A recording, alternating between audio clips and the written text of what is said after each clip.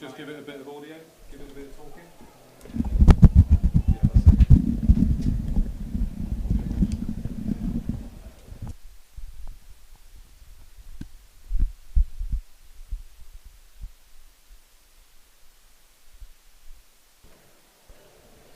Well, good evening once again from the Bristol County Ground. Hopefully you can hear us now. We do sincerely apologise for the technical difficulties tonight, but you join us with Somerset in an increasingly better position here at Bristol, containing the Gloucesters so far, having sent them in.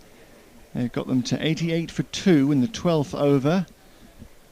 Gloucestershire losing the toss, losing Chris Dent early in the piece for just 7. Miles Hammond made some decent progress, 44 from 33 deliveries, haven't been dropped twice. One dropped and a missed stumping before it was cleaned up by Marchand de Lange. So it's Benny Howell and Glenn Phillips out here for Gloucestershire, trying to rebuild and get a platform for the latter stages here.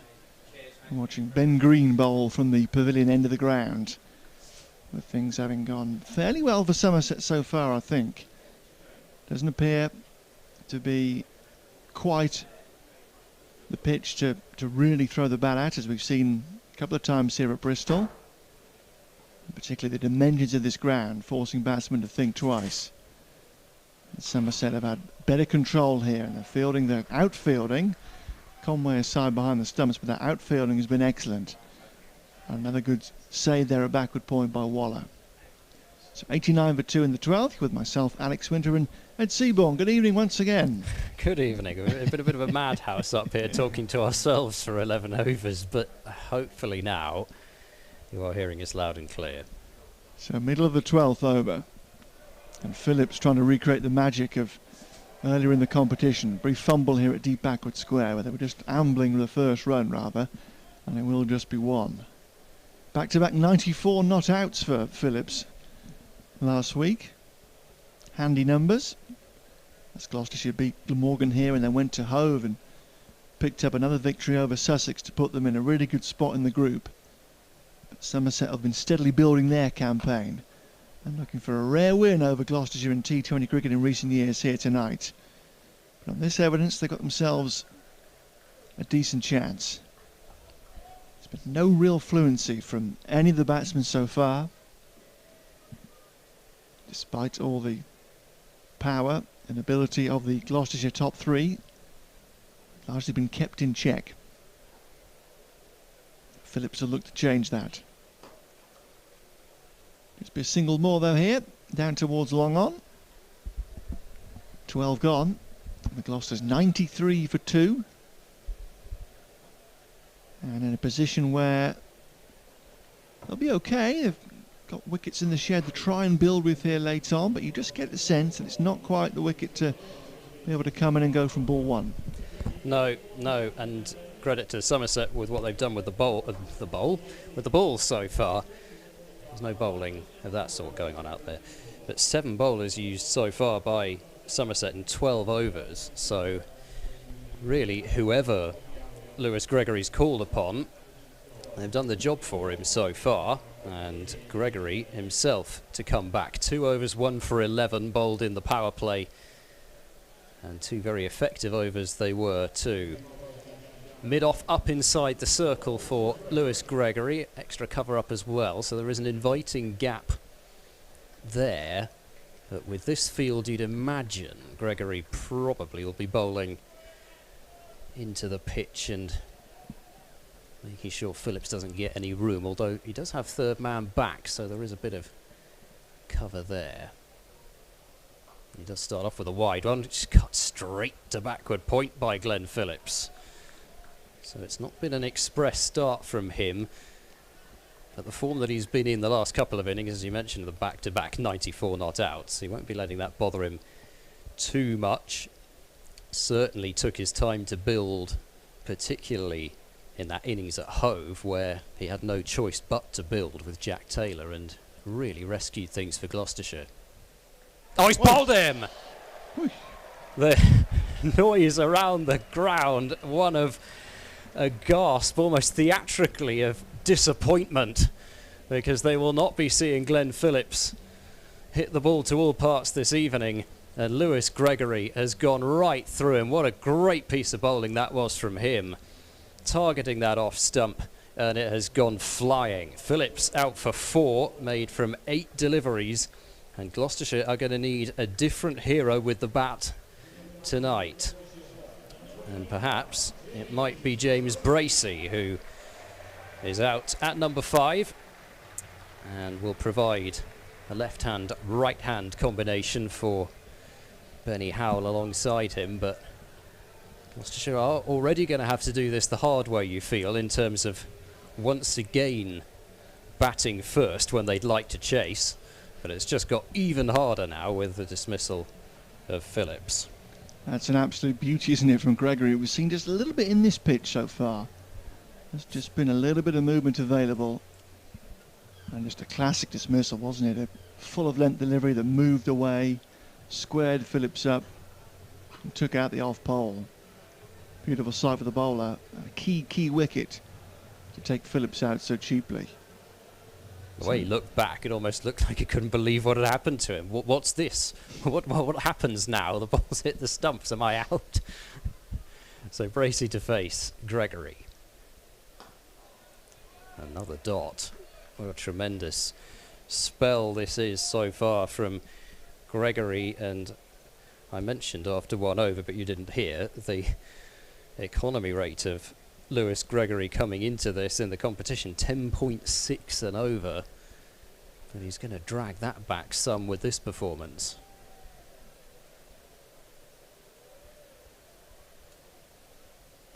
Even a slip in place as Bracey turns back with a square.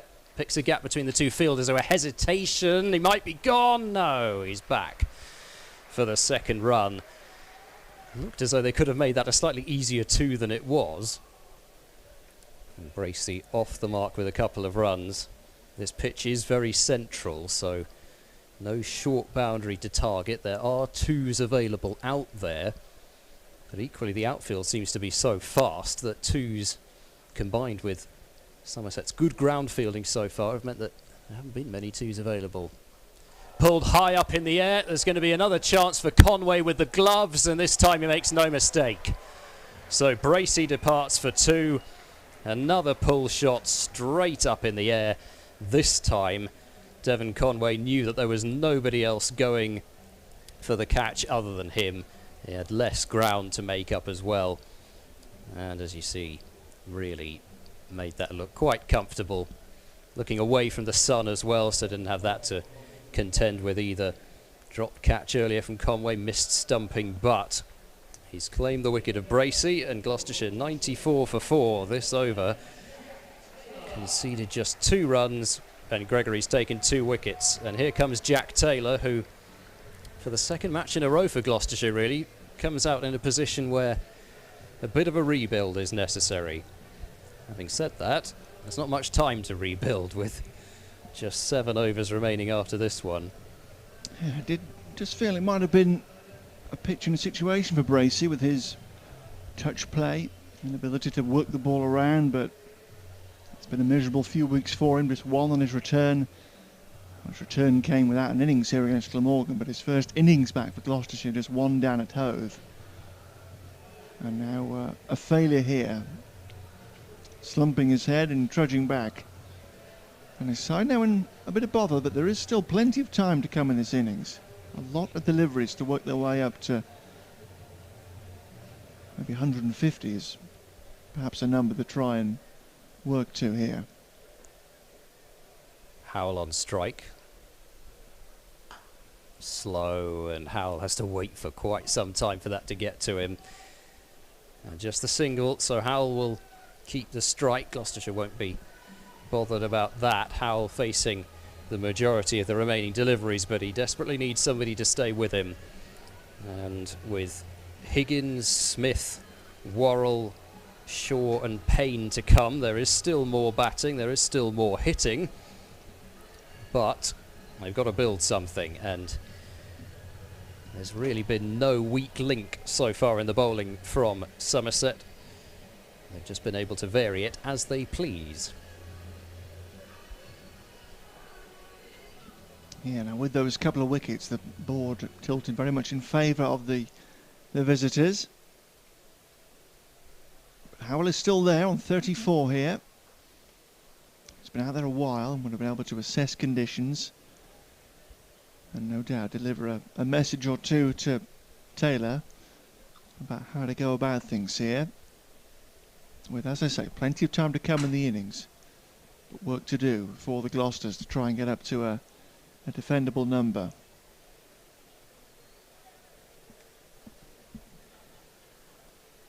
Can often be the ground of the 150, 160 here at Bristol, where the wickets sometimes play a little slow. Heard Zach Crawley of Kent talking about the slow nature of this pitch in comparison to others around the South Group. Thick edge gets Taylor away just wide of short third man. They do need a number. They do have the batting to do it, but they do know that any further slips will leave them a little short into the back end here.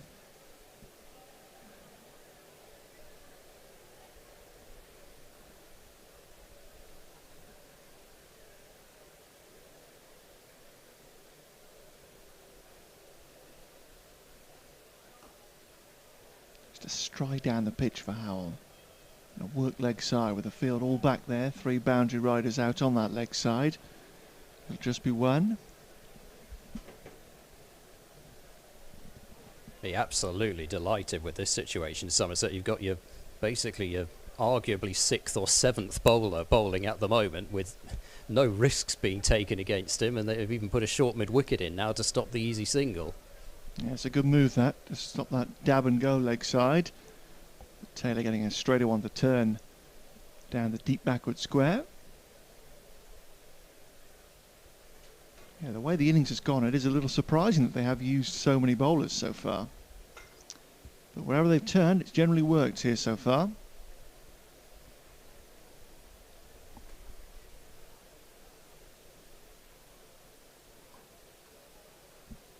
Could be 2 here. Is this placed in the gap? It is. Good cricket. Mentioned it in that Kent game actually, a week or so ago. There's more than one way to skin a cat. You've sometimes got to think a little differently about how to tick the board over. Manipulate those bigger boundaries and the bigger gaps to pick up your 2s. That's a good save.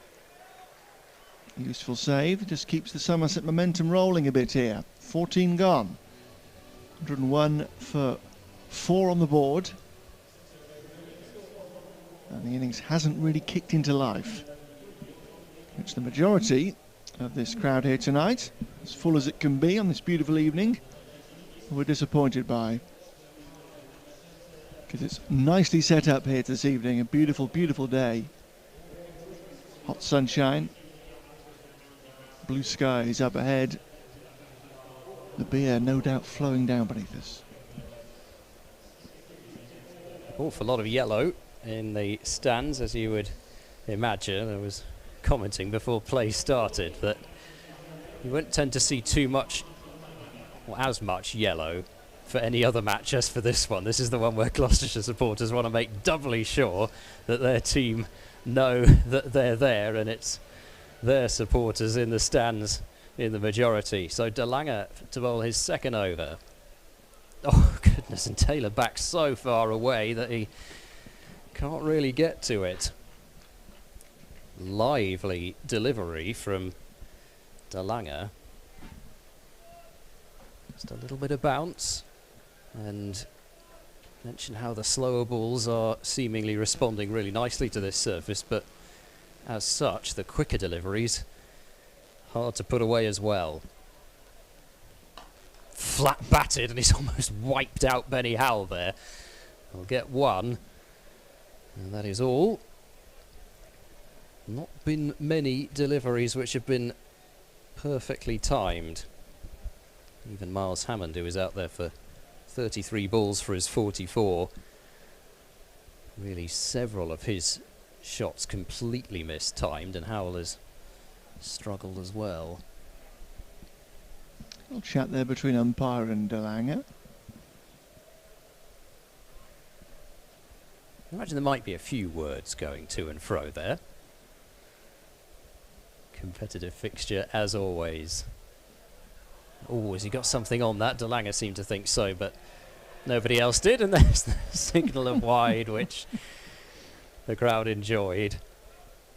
And really, if you're going to try and kid the umpire into thinking that there was something on it, usually you need your wicketkeeper to join in there. And mentioned a couple of indications about Conway's lack of practice, at least, behind the stumps. Possibly that was another one where you'd see a different keeper make some noise. Round the wicket, De Lange, spearing in a beautiful Yorker, which all Hal can do is squeeze away for a single behind square, and he's done well just to do that. He is such a deadly bowler when he gets that Yorker right, Marchand De Lange. Sends it spearing in from that rangy action. Generates significant pace. Yeah, in terms of intimidating bowlers to face, De Lange is right up there, isn't he? Goes short, and Taylor trying to get a little bit of a schnick over the top of the keeper. 1 for the over is the call. So De Lange, if he bowls short, we'll have to dig it in back of a length from here, but this is great stuff from the fast bowler. Yorkers, bouncers. What's he got next? Right back to the Yorker, and squeezed for a single. He is the kind of bowler who, when he's on his game, is so difficult to hit, De Lange, and then other nights he'll wonder, how can he bowl like that? Indeed, yeah. Bowls no balls of front foot or waist high variety. He can go all over the place, but tonight looks to be right on things. Another one pretty much Yorker length, and it's a no ball, so right on cue he has bowled one. And I assume this is for front foot. Certainly can't see too many fielders behind square, etc. They will be able to change the field with the single having been taken, but that is a big bonus for Gloucestershire at a time that they desperately needed it. Jack Taylor will have the honours. And De Lange staying round the wicket to him to bowl the free hit. Oh, that's a decent delivery from De Lange, has to be said, but Jack Taylor has powered it straight down the ground for 4. So an over which was looking pretty disastrous from Gloucestershire's point of view might just have gone for 5. In the end they get a no ball and a free hit, and De Lange didn't do too much wrong there, but Jack Taylor using the pace of the ball and managing to get it all along the ground, but through for 4. 5 overs left.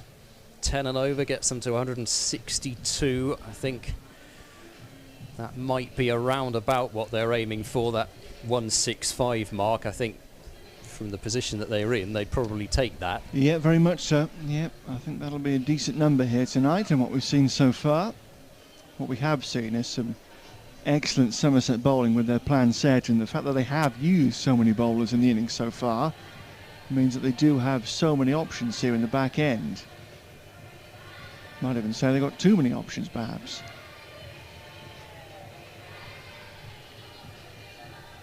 Getting a new ball here, it looks like, from down beneath us. It just took a while to get that back. It took so long, I just assumed a new one was required, but it's been plucked out of the covers down beneath us. And we're ready for the 16th, 112 for 4.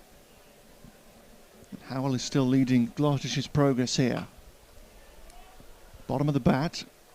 Still timed pretty well, but will run away for just a single down the ground. Long one able to do the work, coming to his right. Again, that leg side all open. There's 3 men in the deep, long on, deep mid-wicket and deep square. There's a long off and deep cover. Taylor going across his stumps, going leg side. Does it find the fieldsman? No, it clears him. Hasn't gone for 6, I don't think. Did the fielder just misjudge it here? Running in and to his right-hand side. It was a despairing dive in the end. And it's gone over the fieldsman, but short of the rope. Got to say, I thought there was just a bit too much to do. Max Waller herring as fast as he could to try and get there. Taylor setting himself across his stumps, does so again to get it between the gap and the deep, and Howell is coming back for the second run. Good cricket. And just a hint of momentum all of a sudden. Taylor taking that free hit, but DeLange just missed his length for 4 runs. Now 6 in 2 balls.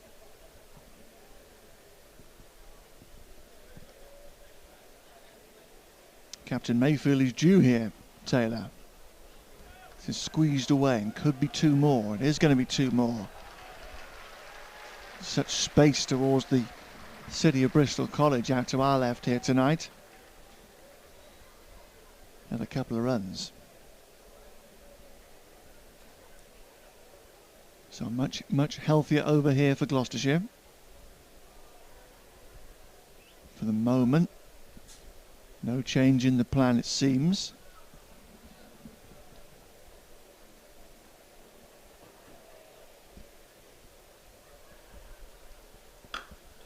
Swung leg side once more. Has this found the gap? No, it's going to be cut off, but can't be gathered cleanly. Neither to slide out in there in the deep. In fact, it was a good piece of work, I think, to prevent the boundary.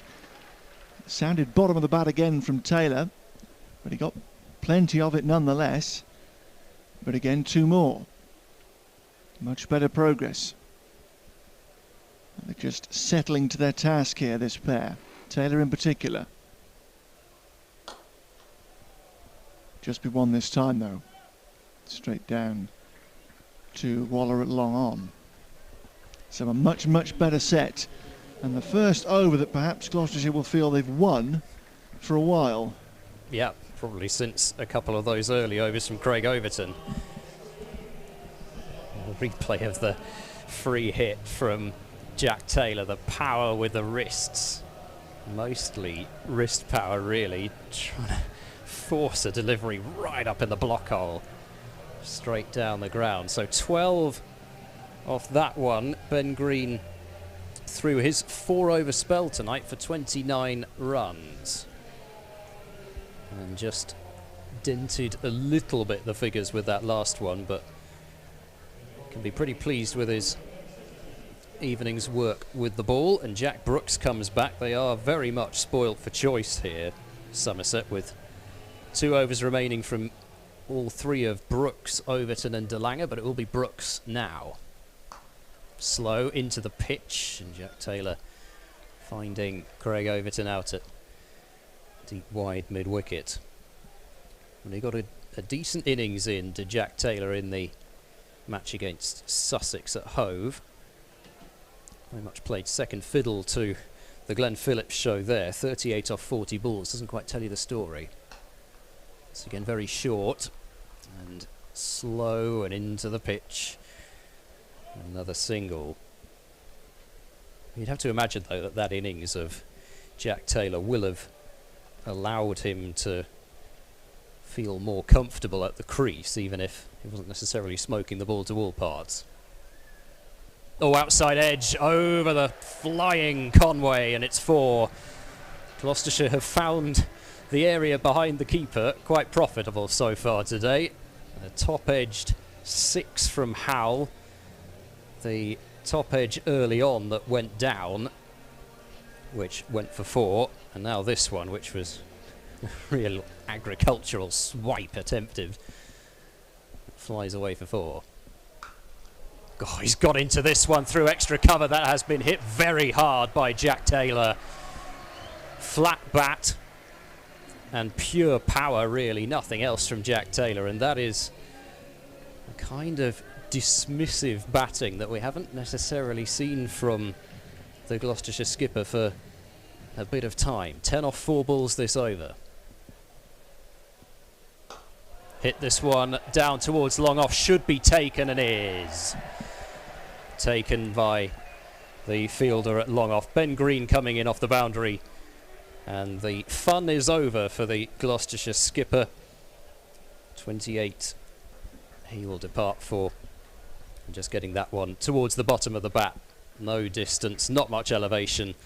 And nicely judged by Ben Green. It was a catch that you would expect to be taken, but he did have to time his slide quite nicely. So Jack Brooks gets a wicket, and a big wicket for Somerset, because Taylor really was looking in the mood tonight. And he's been cut short. 28 off 16 balls, though, a useful cameo from him, and they'll be hoping for similar from Ryan Higgins. Will not be on strike, though. Full toss worked pretty much straight to the fielder in the end. And so Howell will have the strike.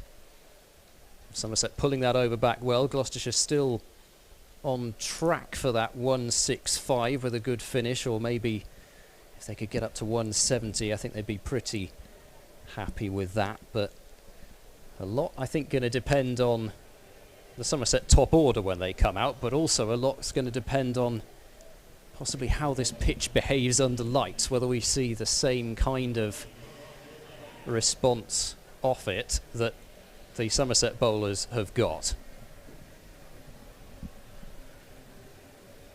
So still 18 balls to come here in the innings. And DeLanger is going to switch ends here. How often have we seen Benny Howell play an anchor role in his career, but he's doing so here tonight and doing so very effectively. You do feel that Gloucestershire need a late innings kick here. DeLanger starting round the wicket, playing to that big leg side boundary with a field back. And again, it'll be a case of just trying to work the gaps maybe for twos, but Howell gets the first one too close to mid-wicket. 4 men back there here at long leg, deep backward square, deep mid-wicket and long on. Deep cover is the only man out on the offside, and again, got a set plan in place here, Somerset. This has found the gap for a couple. No, again, it's too close to mid-wicket. Also got their, perhaps their best fielder in the right position there, with Overton coming off the mid-wicket fence. Cover a lot of ground pretty quickly with his large strides. Clock a fair few oomphs on the radar gun when he throws the ball in as well. Good start of the over for DeLanger and Somerset. It's got a bit better here, just be one. Up to the edge of the circle. That brief blast from Taylor having come to an end. Just feel that Somerset have wrested back a little bit of control.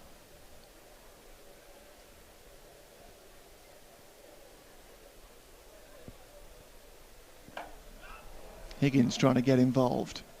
Is it wide enough for two? No, again it's a good scramble from Overton in the deep, looking into the sun there with his shades on. Keeps him down to just one.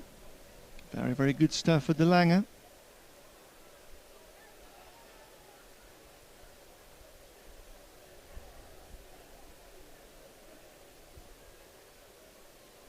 Plan set, you know what's coming. Knowing what's coming and dealing with it are two entirely different things. If a fella is spearing down Yorkers at this lick. Another one there. This time they may get to the ball bobbling away into the deep, but no, again it's that man Overton. Quickly in off the fence. And this is tremendous stuff. Perfectly telegraphed. If we had a fella showing numbers in the top of the stand, as we've seen in T20 cricket a few times, it wouldn't be more obvious what's going on here. But there's been nothing that the Gloucestershire batsmen can do about it in this over so far, and again it's so good from Martin DeLanger, and that is a fantastic over. A plan almost perfectly executed. Tremendous stuff. And the 18th over comes to an end, and the Gloucester's 1-4-1 for 5. So a bit of work to do to get up to 160.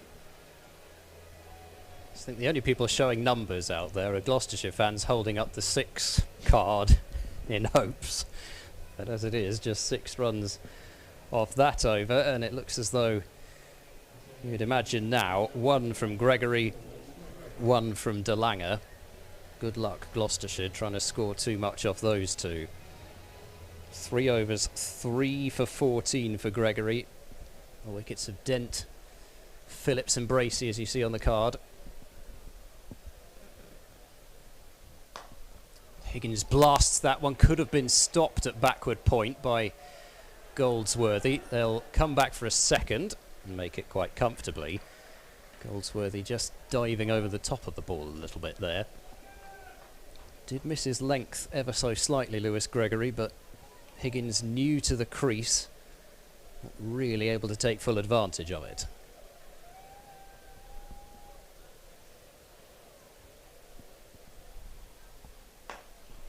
Right up there towards that Yorker box that they draw. And just the single. Been very good execution from Somerset. Even the boundaries that Gloucestershire have hit, very few of them have been down to poor bowling. They've had to be down to either a bit of luck or an exceptional piece of batting.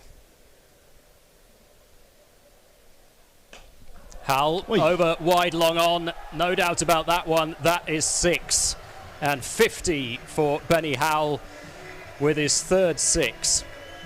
Comes off 40 balls, 1 4 and 3 6s, and here's the last of them. Just missed his Yorker ever so slightly, and the fast bat of Howell getting under it and launching it over towards the police officers over long on.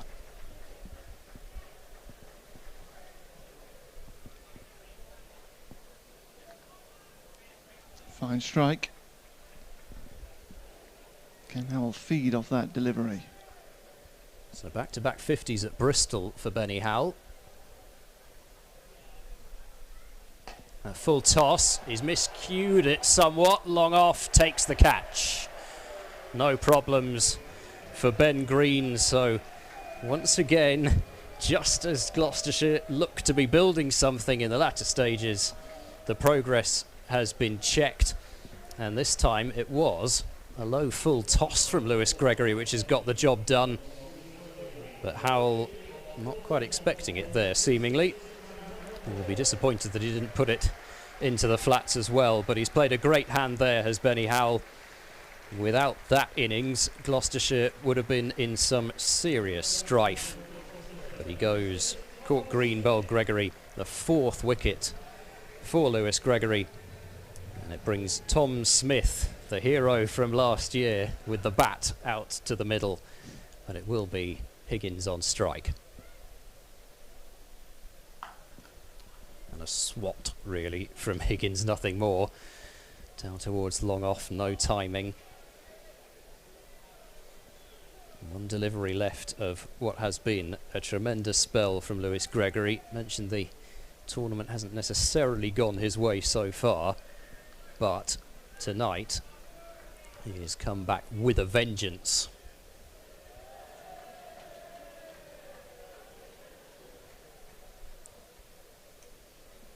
Oh, Smith's gone for the scoop. This could be 5 for an is.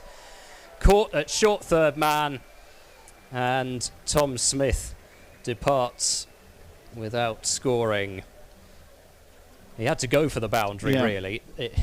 It's no good really getting a single to get himself on strike. We tried the conventional scoop originally, then changed it to the dink over short third man, but nothing doing. And Lewis Gregory, 4 overs, 5 for 24. Exceptional bowling from him.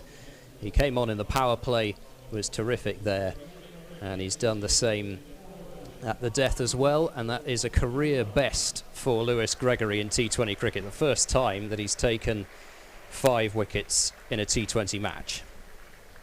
Outstanding stuff. And you mentioned his record coming into the game, most unexpected. He's done a great job for his side. But 151 for 7 in tricky conditions at times here. Here's a number on the ball for the Gloucesters, and if they can finish the innings well, it could take some momentum. But you feel it's down to Higgins here to try and use these 6 deliveries. Again, we know exactly what's coming. With 4 men out on the leg side, long on, deep mid wicket, deep square and long leg. And Delanga going around the wicket to fire in these Yorkers, no doubt. What can Higgins do with it? Whips the first one away. Does he find the gap? Oh, it's a good save. No, it isn't a good save. Well, Overton made the grand running around from mid-wicket. He appeared to get there. He appeared to bat the ball back into play, but the ball just squirmed under his grasp, and the final over opens with a boundary. You see, as he slides here, he's in 2 minds, I think, a little bit about whether to kick it back and just get the legs in the way of it, or try and get a hand on it, and in the end he's pretty much done neither. So a useful boundary and a good start to the final over. And it does prompt a slight change in the field because deep cover is coming up and long off is going back. Which is a good move, I think. Delanga will keep the plan, no doubt. The ball as straight as possible. Right old hack from Higgins. Will they sacrifice a wicket to get Higgins back on strike? No. Oh, there could be buzzers. Oh, they weren't quite alive to it. Oh, there's another fumble, and they will get back this time. Well, quite. Dear me. And they're so not in keeping with everything that Somerset had done in the field so far. Absolutely, they've been very, very good. Conway has missed a couple of chances behind the stumps, but generally their outfielding has been excellent. The direct hit from the deep, that can happen. Higgins, wasn't alive to the fact that the initial overthrow was there, but the fumble from short third man allowed Higgins to get himself back on strike. What can he do with it? Just down the ground for a single, though. Good comeback from Delanga. So 3 balls into this final over. 7 from it. And Dan Worrell here out at number 9. Can certainly swing merrily. Facing his first ball of the competition. As you say, he's well capable of giving it the long handle.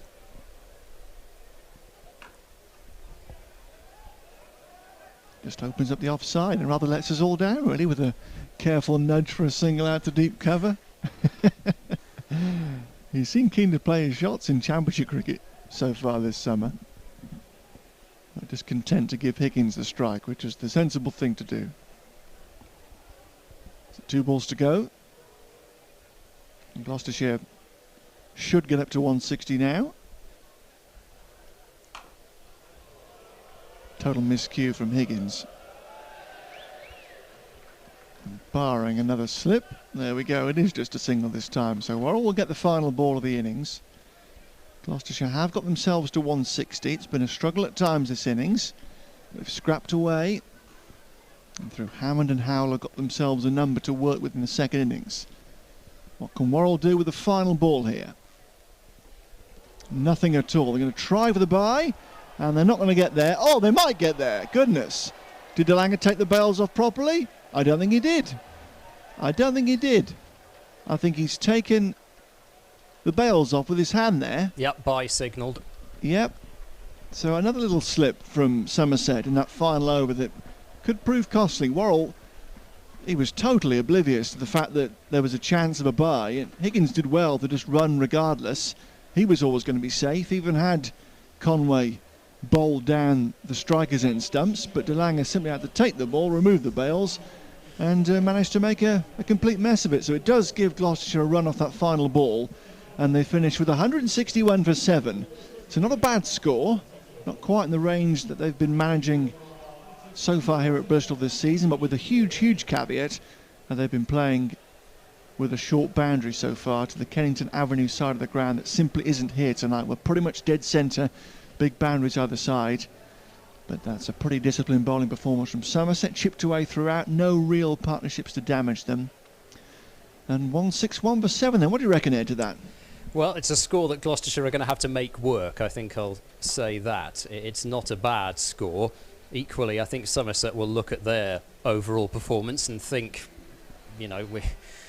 they couldn't have, we didn't give away too much out there. I think I'll put it that way. They can only have really given away a bonus 7 runs or something like that. So it doesn't look like a total that is unmanageable by any stretch. And when you've got somebody that pretty much never gets out opening the batting for you in Devin Conway, they should be feeling extra confident. And this looks like a total that Somerset will be hoping Conway will guide them to in a calm and considered fashion.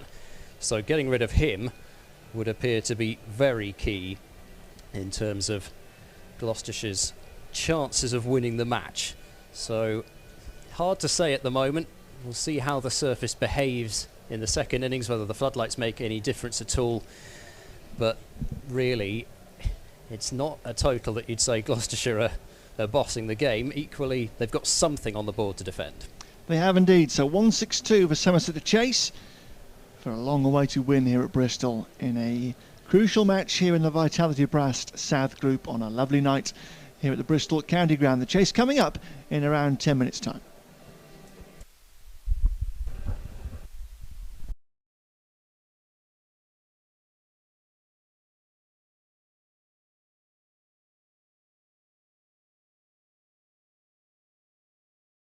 I'm with Stuart Prescott of Chance to Shine. Stuart, you're about to take on the UK's toughest cycling challenge. Can you tell us a bit more about that?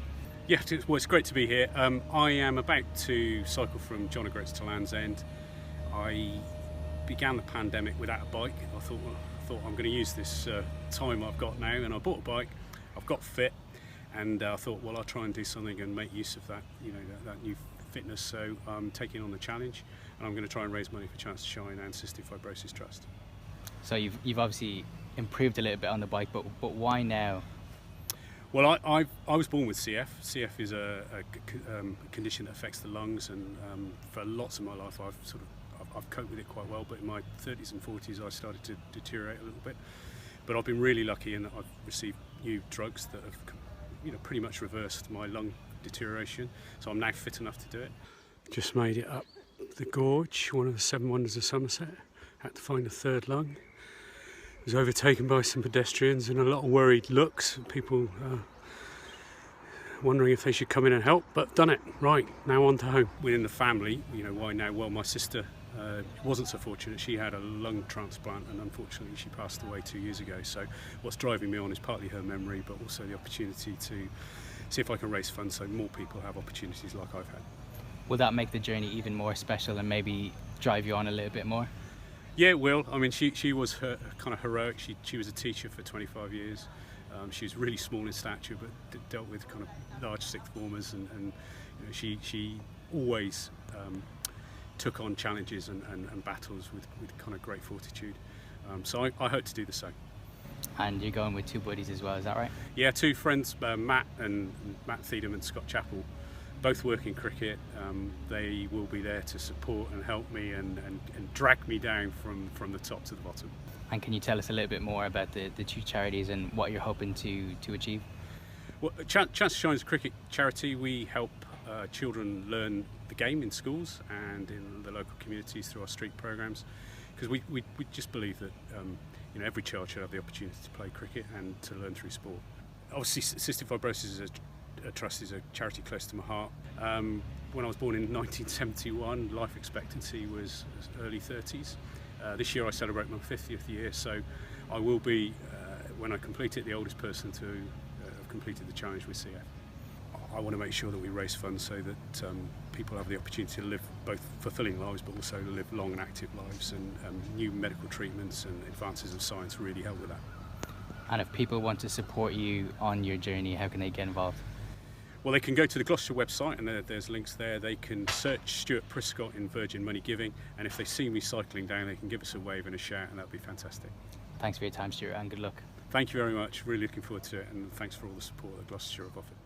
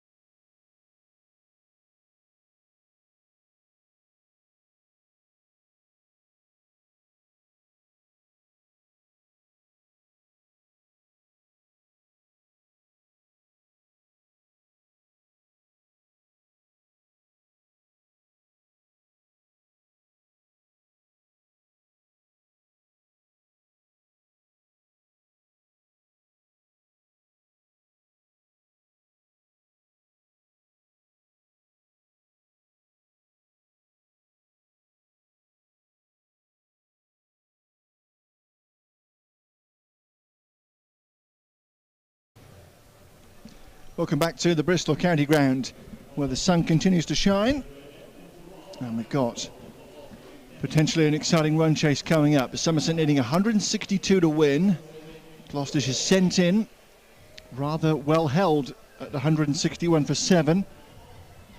Never got themselves truly going in that first innings, but they have got themselves a number. And they do have this tremendous home record against Somerset in recent years. So Dan Worrell to open the bowling here in the chase. Devin Conway's on strike. Oh. And Conway's playing a gorgeous cover drive to get the chase underway. We've seen plenty of that in the UK in the last few weeks after his starring role in New Zealand's Test Series victory over England. A late deal to come and play here for Somerset. He's made a quiet impression so far, and opening the chase up there in almost perfect fashion. Goes again, 4 more. Just opened the wrist this time and steered it between cover point and extra cover. And the chase underway in fine fashion for the visitors. It'll take some defending this 161 for Gloucestershire. And Somerset will be hoping that they can lean on this man here, Conway, to try and bring them home here tonight. Shorn of 2 of their best batsmen, Tom Banton caught up by England, and James Hildreth injured. So not for the first time, Somerset fielding a very green-looking batting lineup. Straight away a change. Slippers out, deep cover is back, third man is up. And having taken those 2 boundaries, content to let one go just outside the off stump. A gorgeous evening here at Bristol. The ground as full as it can be. Such a shame the place isn't truly rocking here tonight, and that first innings never really got the crowd off their feet.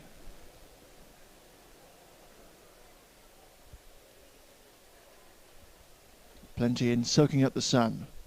Oh, as one nips away a little bit here from Conway, attempting another extra cover drive. We saw just a little bit of nip in that first innings. We saw Lewis Gregory pick up 5 wickets in an innings for the first time, and he did it largely by just being able to find a bit of movement. Picked up Glenn Phillips with a beauty that seemed away. And one here for Worrell early in the piece.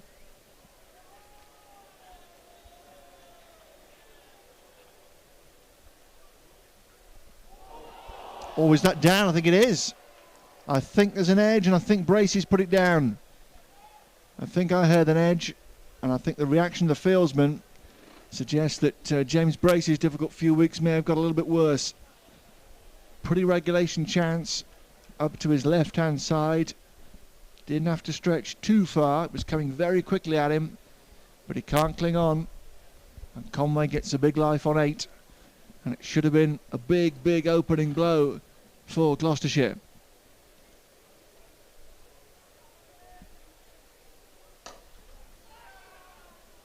Taylor does well. That was bouncing awkwardly. Comes across to make it a dot ball. And having gone for a couple of boundaries, that's a really good comeback by Worrell, but it should have produced a wicket. Conway dropped by Bracey on 8. And the game can be so wonderful at times, as it was for Bracey. Those early parts of the season, those runs flowing in the championship. But it's got a bit more difficult in the last few weeks or so. Another moment there. Him to just hang his head a little bit further. It's not been running for him the last few weeks. But in the grander scheme of things, to miss Conway so early in the piece could be a big moment, Ed Seaborn. Yeah, it certainly could. And Conway really seemingly holding the key, at least to the early part of the innings. Huge let-off. David Payne to bowl the second over with Bartlett on strike and a false start. George Bartlett called in to the opener's spot. And a chance for him in a different position to make a name for himself.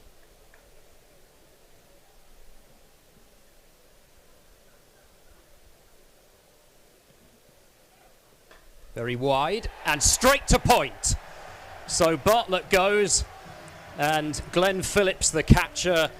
So tonight no runs for a change, but he gets himself involved straight away, and Gloucestershire did this.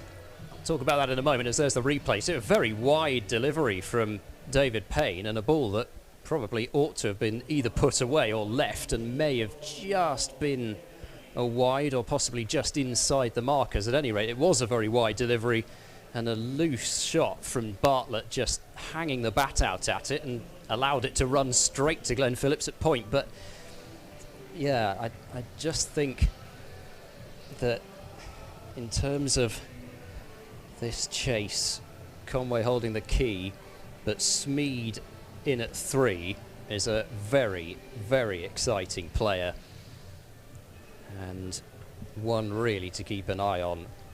Performances for him this season have been eye-catching. 5 innings, 153 runs, averaging 38, strike rate of give or take 140.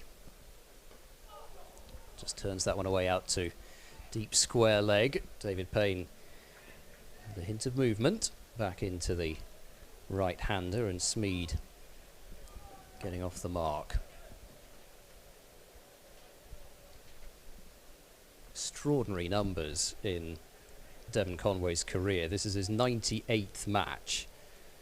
Well over 3,000 T20 runs, averaging basically 45, which I can't imagine there's too many worldwide that average that far over 40. That's a sort of Chris Gale type averages.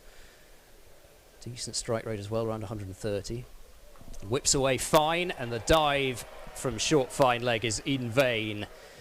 And so Devin Conway gets his 3rd boundary.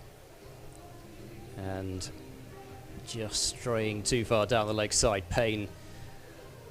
The replay, well, he said that, he's taken that off around about middle stump, middle and off even, possibly.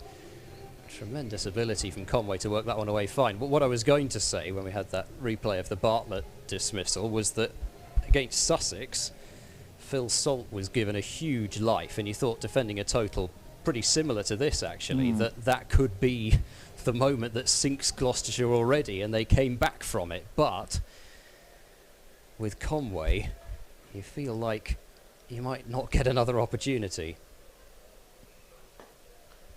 Pushed quietly up towards mid-on, and he won't panic, Devin Conway, whatsoever. Knows he's got the ability to clear the ropes when necessary, but his job, and he knows it, is to be there at the end of the innings, or as close to it as possible. 250s in his 3 innings so far for Somerset. Strike rate not particularly high, around about 115, but mitigating circumstances there. Once more whipped fine, and he knows just what to do with those. He's just playing conventional cricket shots so far, Devin Conway, and this one definitely was well down the leg side from David Payne. Got plenty of bat on it, Conway. Just whipped away fine. Might well even have been 4 with fine leg back there. It's very hard to cover the ground in front of the flats down there at the best of times. So 9 off the over. Did get the wicket of Bartlett, but Conway's dragging this back for Somerset. Dabbed straight to short 3rd man who can't field the ball cleanly. Josh Shaw might have thought about a shy at the stumps had he managed to do so, but that is another decent over in terms of runs for Somerset. Gloucestershire have struck, though, in the over, getting rid of the opener Bartlett, and here's a look at pretty much perfection when it comes to batting.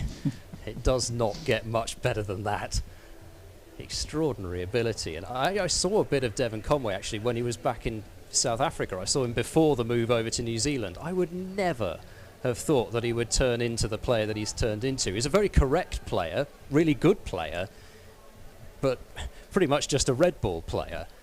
I'd never have thought that this might come. 3rd over of the chase, it'll howl again, and down the wicket comes Conway.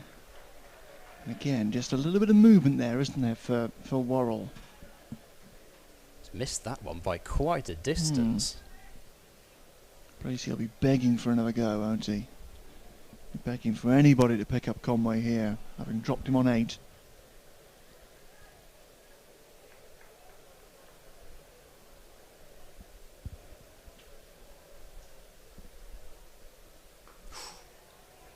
Good stuff from Worrell. A little bit of bounce, hint of bounce, the way Conway played that, just propping forward, taking one hand off the bat. I guess the archetypal late bloomer, isn't he? Devin Conway. But he was so good, Lords, in that test match. Yeah, his 30th birthday comes in, I think, exactly a week's time from when I was looking at it earlier, so definitely somebody who's bloomed later on in his career. Third man and deep square back here. And there's work here for third man, and he will cut it off. David Payne in the deep. In front of the pavilion. So a good start to the third over for Worrell, and straight away here there's Somerset batsmen as their Gloucestershire counterparts, just dabbing away at this surface. It's offered a bit of nibble. It's used to great effect earlier on by Lewis Gregory, picking up career best figures. Now Worrell and Gloucestershire hoping to take advantage, and as such sending a slip in.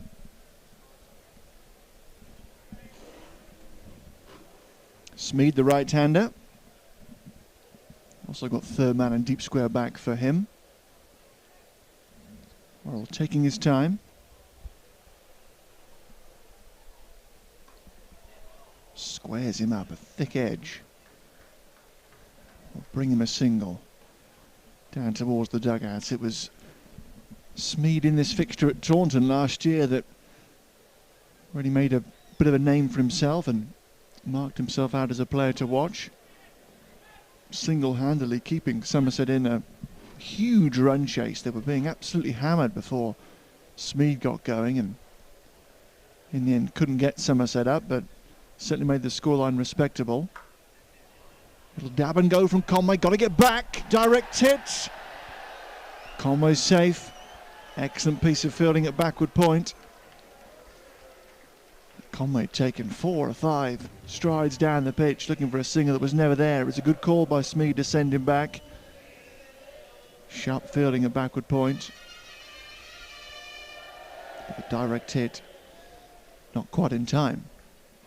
Yeah, you've got to say Smeed saving the day there for Somerset, just getting that call in time. It would have been a run-in from backward point. Wouldn't have needed the throw had they gone through. Good stuff from Worrell, but that's great batting from Conway. Couple of steps down the pitch, going up and over extra cover. I didn't think at first glance he'd got a lot of it, but the timing was good enough to punch it up over the infield to end the third over with a boundary. So Somerset losing an early wicket here, should have lost Conway on 8, but he's now there on 22. 162 is the target, 24 for 1. Check drive way on the up from Conway, and the placement between mid-off and extra cover was there as much as anything else, and you just get the feeling he knew exactly which club he was getting out of the bag there. Exactly the right weight of shot to play it over the top of the infield. So 1 over for Payne, and he is out of the attack. Might well see him come back from this Ashley Down Road end, but it will be Josh Shaw from the pavilion end. Oh, that rises up on Smeed and might have been a catch for first slip had there been one, but there isn't. And Smeed gets a boundary. Somerset will probably feel as though they are due a few fortuitous runs down towards third man, because Gloucestershire certainly had plenty in their innings. Glorious sight as a hot air balloon is just rising up above the Bristol Pavilion into the hazy sunshine. What a fantastic sight that is. Not a fantastic sight for Shaw though, going for 4 off his first ball. Oh, goodness me, that is a beauty from Josh Shaw. perfect line and length. And Smeed, this time not able to get an outside edge on it. From Somerset's point of view, probably a good thing, because he wasn't going hard at that one. Might have just been exactly what James Bracey wanted, a little feather through. A good comeback from Josh Shaw.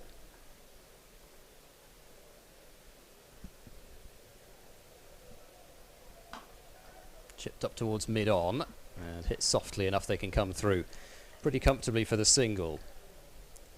It's been overtaken as Gloucestershire's leading wicket-taker in the tournament, Josh Shaw, but the numbers are still magnificent for him, mostly bowling at the start of the innings. 9 wickets at 17 so far, but Benny Howell's 4 wickets against Sussex has seen him take the lead at the top of the wicket takers chart. Oh goodness me, Conway nearly plays on.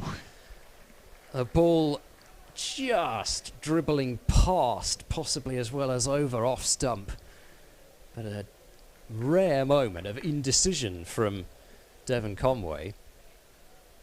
Third man is up, so he would have had to have got an awful lot more bat on it than he was attempting in order to try and pick up runs. Really done in by Josh Shaw there. Comes down the pitch, blasts it over the top of extra cover. That is 4 more. More good use of the feet from Conway, and he knows just how to get that ball over the infield. And so far this innings, he's come out seemingly in a different frame of mind from his innings so far with Somerset. He's really looking to break the back of this chase quite early.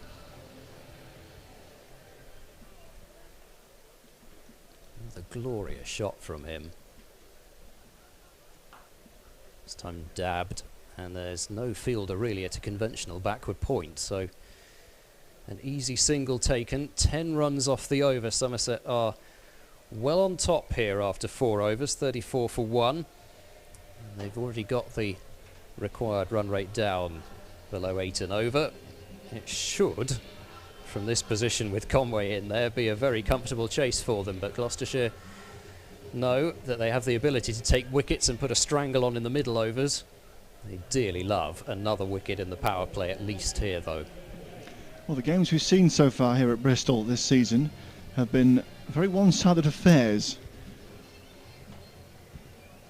Haven't seen any close games here so far. They've been won very comfortably, the matches here so far. Somerset will be hoping for the same here tonight, playing changing ends and finding again just a little bit of movement. Just Conway a little unsure, propping forward there. 2 overs to come in the power play. It's been a bright start for Somerset, not an electric start, but a start to get their chase well underway. Crucially, Conway the man leading their progress. Deep cover and deep square, the man out here for Payne. Conway working one in front of deep square. Times it too well, and Dent able to do the work in the deep to keep them down to just 1. Yeah, it's a bit of a ballooning city, Bristol, isn't it, really? You often see a lot of hot air balloons up over the downs. One drifting here out towards southeast. If you are a hot air ballooning enthusiast, tonight's your night.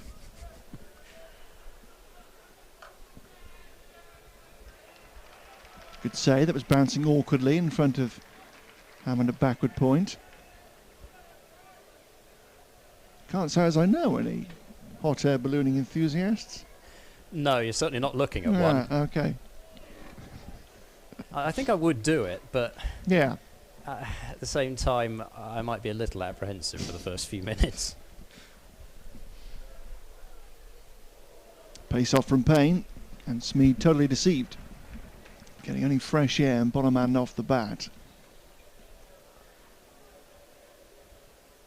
You'd be eagle-eyed at the weather forecast if you were a hot air balloonist, wouldn't you?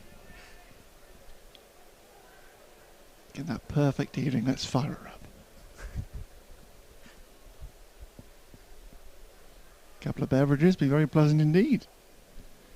Another total fresh air swing from Smeed, and really good stuff here from Payne to begin the 5th over. As long as the person operating it hasn't had the beverages, yeah, I think I'd take that. Into the pitch, pace off here from Payne. Just eases Smith. And Higgins an extra cover actually to the very edge of the 30-yard circle. Goes pace on this time, and it's lifted up and over mid-off for 4 runs. Smeed didn't get all of it. There was enough club to clear Taylor. Backtracking as quickly as he could, but he couldn't get there. So a boundary to just pick up the over for Somerset, because it was a good set until then from Payne. 5 gone, 39 for 1. 162 the targets here for the men from down the M5. Possibly regretting that choice of delivery there, David Payne. There is the hot air balloon. Getting a bit of free promotion as well. Shaw to start his second over. Turned away out towards deep square leg. They're pushing the first one hard, but not able to turn it back. I think last ball on that over, David Payne would probably just be wishing that he hadn't tried to go short and had just stuck to line and length and got himself out of the over, because 1 from 5 deliveries, wasn't it really was an over that had pulled things back substantially for Gloucestershire. And they're getting towards the stage where they really need a wicket. Smeed drives pleasantly, but straight to Tom Smith. There's an awful lot of, well, not only used pitch ends, but also some of the pitches that are already cut out there. I assume the one next to this one is the one that will be used for the ODI, but there's all sorts of awkward bounces that can be had off the sides of the pitches as well as off the ends of them, and they've really got to be careful, the Gloucestershire infielders. Driven, timed well by Smeed, and third man, well, a deep backward point, has managed to cut it off, Glenn Phillips, and they've come through for a couple of runs. Yeah, right, a lot of balls bobbling around here tonight. Saw a few in the first innings of the game. Wasn't tremendously easy. It was a compliment to Somerset's, by and large, excellent fielding performance. Bar Conway behind the stumps, it must be said.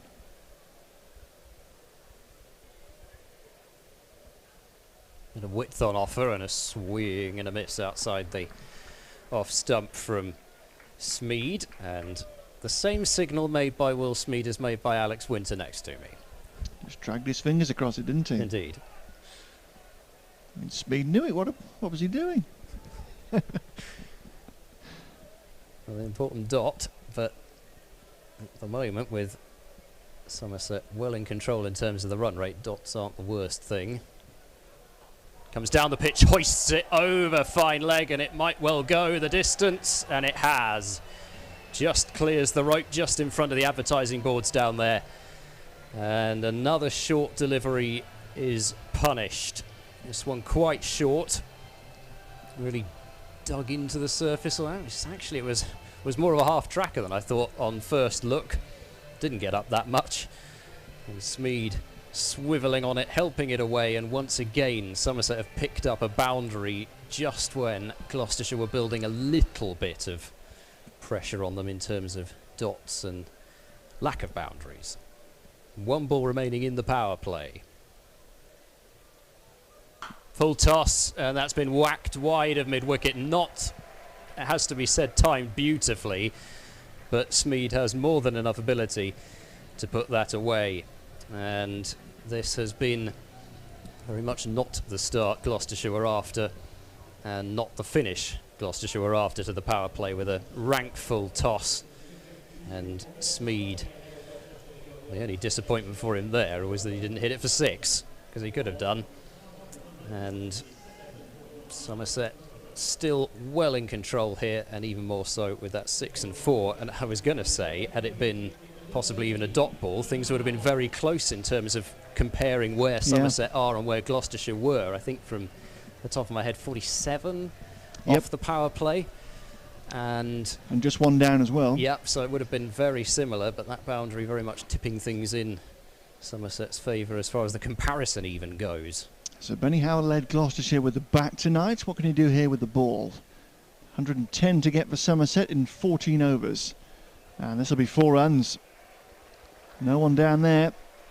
Howell just losing his line at the start of his spell. And Conway flicking it away to fine leg to continue to just twist the knife into James Bracey, having dropped in 1-8. He's now up to 33. And has got this chase very much in control so far.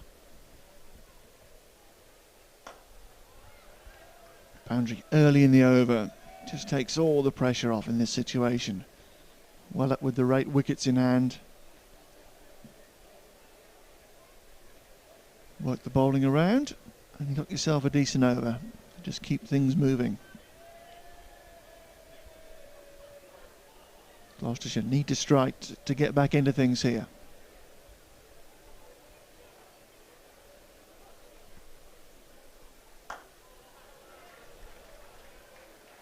Smith limbering up at backward point. It'll be his left arm spin from the pavilion end next over. Amid the carnage of those runs in the Glamorgan match here last Thursday, bowled a wonderful spell. A couple of overs that went for only 9 and then a wicket maiden that essentially killed the contest. We'll need something similar here tonight to get Gloucestershire back into things. Just a single here to deep mid wicket.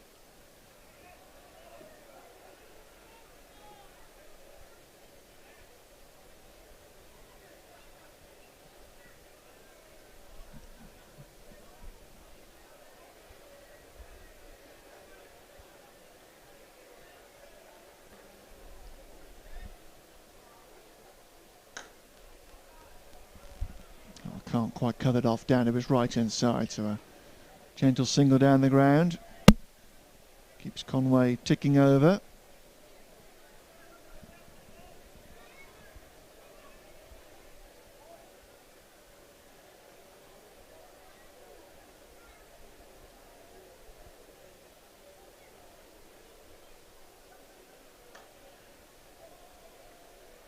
Set off pretty quickly here, Smeedy. He wants to come back, but it's not available because the left arm of Payne is coming around to cut that off. So just a single to end the 7th, but with the early boundary, it's still a very satisfactory over for Somerset. 60 for 1 after 7. 102 more to get in 13 overs. So with 9 wickets in hand, certainly Conway here nicely settled. Smeed a little skittish at the other end. Somerset well on course. That's the way to do it. That over, early boundary, and as you say, it just takes all the pressure off, and that's what they need. 8 and over. 8 and over will see them home with time to spare, in fact, now. So Smith from the Bristol Pavilion end. Cover in a few steps, trying to save the single.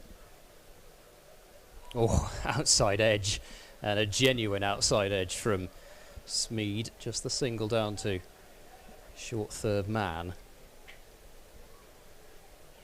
Early signs of a bit of encouragement from Smith. I don't think the ball turning too much, but finding the outside edge off his first ball giving him a bit of confidence. And for Conway, they're going to have a short extra cover and a short mid wicket.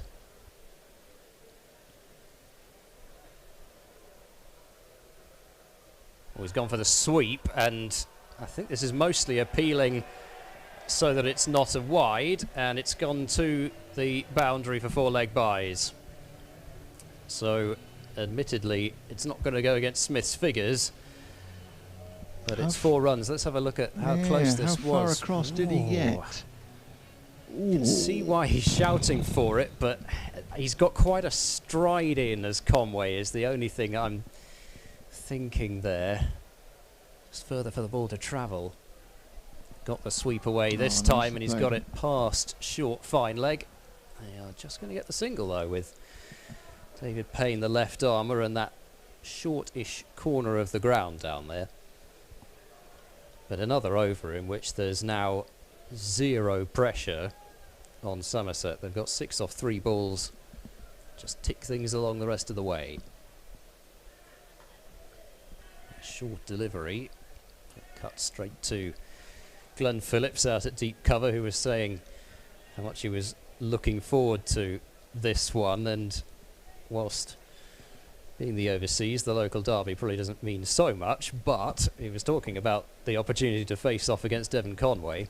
Certainly been Conway's night so far, as he goes for another sweep shot, and that one I think heading more clearly down the leg side than the first one. Yeah, the other thing with the first one was how full it was. Ball wouldn't have had too far to go. It was quite low down on that front pad. It was a tight one. Nudged into the leg side. They've taken away that short mid-wicket now, so that allows Conway to come through for the single. And another over, which has yielded 8 runs. The required rate 7 3/4. Somerset are playing this game perfectly so far, with the exception of losing Bartlett first ball. But in terms of their bowling performance, it was near exemplary. In terms of their fielding performance, couple of hiccups there, but they've picked up where they've left off with the ball in terms of what they've done with the bat so far. And taking 8 on that previous over with seemingly doing very little. All running for the visitors at the moment. Can Howell change things? Yeah. Single, I think, to open the 9th over. They will. An angle past backward point. The ground where they haven't won Somerset since 2015. A victory here tonight could take them above Gloucestershire in the table if their net run rate improves sufficiently.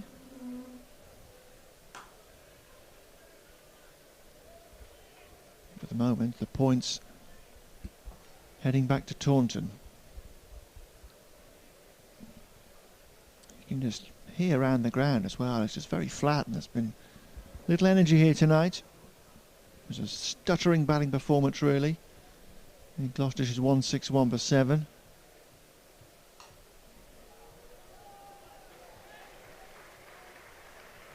And so far in this chase, hasn't been a tremendous amount to really get off your chair about.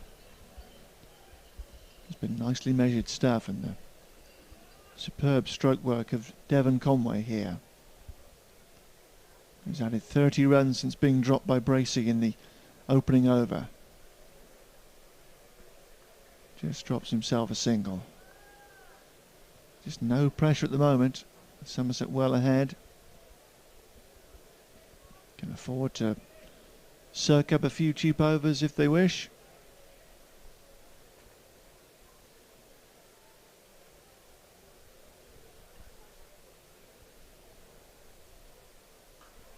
Oh, that's well struck by Smith. That's going to fly away for 6. It does. Well, there's something to get out of your chair for. Howell just sliding one back into the right hand on a length. And Smead, that's what we saw at Taunton last summer. Hand speed through the balls. Away she goes. Great pickup. Perfectly timed. Taking on a longish boundary and a deep square to pull it all the way for 6. Great stuff. More like what we were seeing with the short boundary, really. He made it look short because of the cleanness of the strike.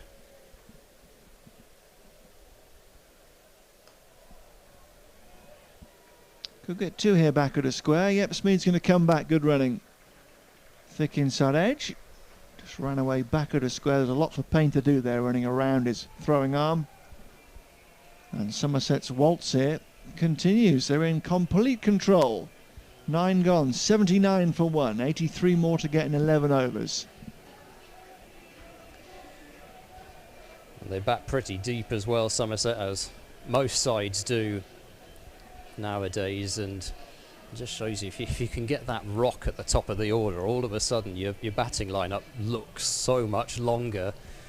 If you've got somebody who you just know is going to come out and really just anchor the innings.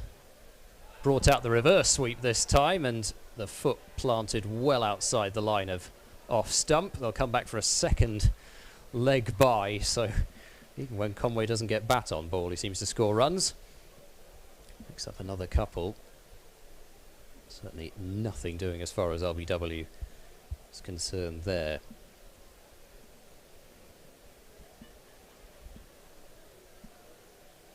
Gone for the reverse sweep, he's got it this time. Josh Shaw hangs his head as he turns around and watches it head to the wide third man boundary for 4. Second go at the reverse, much like he had a second go at the sweep shot in the previous over. And just a wonderfully controlled shot, this one from Conway, not looking to hit it too hard. Just timed it beautifully. It's quiet, unassuming brilliance, this, from Devin Conway. Works this one down towards long on, thinks about a second. Smead wants to go, but Conway sends him back. The throw coming in towards James Bracey as well. And a thumbs up from Conway to say, yep, good decision. The only bit of good news so far for Gloucestershire fans is the performance of Sussex against Middlesex. Oh, there's a shout for leg before here, and it's out this time. So there is some more good news for Gloucestershire. They've broken this partnership at last. It has really done a job for Somerset, though. Smead and Conway have knocked off more than half the runs. Here's the replay, and, well, it was quite high, but his feet didn't really go anywhere. And it was certainly gun barrel straight. Tom Smith removing Smead leg before wicket for 36. But although he actually didn't look as fluent as Conway, 36 off 23 balls with 3 4s and 2 6s, he certainly put away the bad balls, and that 6 over square leg was a gorgeous strike. But he's gone, and out comes another youngster, Lewis Goldsworthy, out at number 4. But that Sussex score at the moment, Middlesex making 166 for 7 in their first innings, pretty decent score you'd think normally at Lord's, and so it's proving so far. Sussex 66 for 6 in the 12th over. And Goldsworthy just propping forward defensively. And Gloucestershire now looking to put the stranglehold on the new batsman. Yeah, that Sussex campaign has gone sliding away, hasn't it? Largely none of their own fault, really. Goldsworthy going back, playing straight to short extra cover, so a dot ball to finish.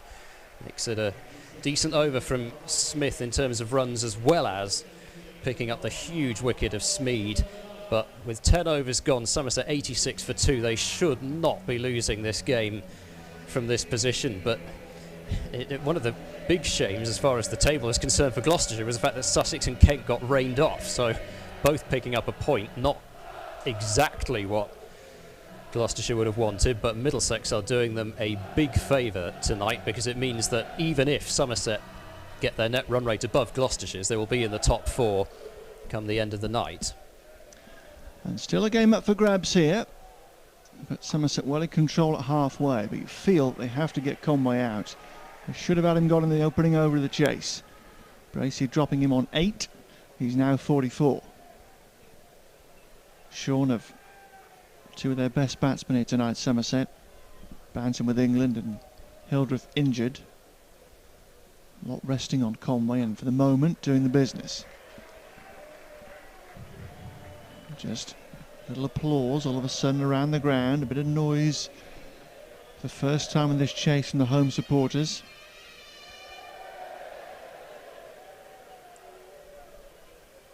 Sensing a moment here perhaps for their side. That other side is kicking in.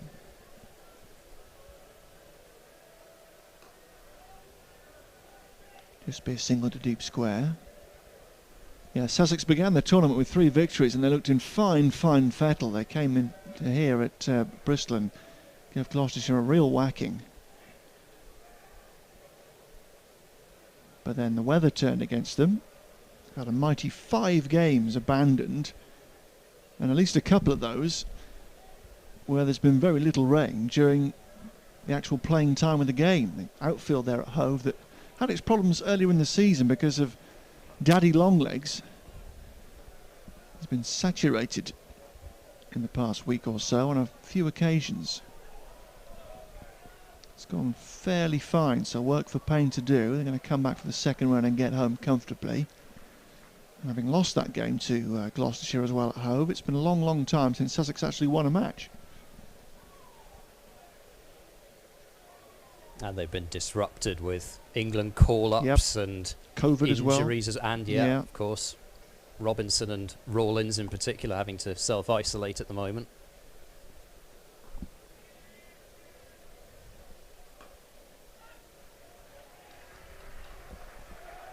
Yeah, they had pretty much, bar Luke Wright, they had pretty much a first choice 11, didn't they, here in the early stages of the competition.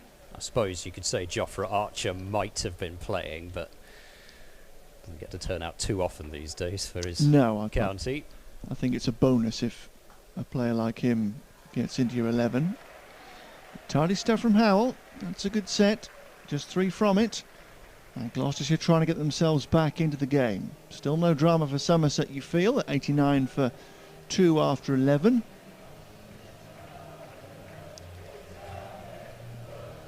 It's 73 to get here.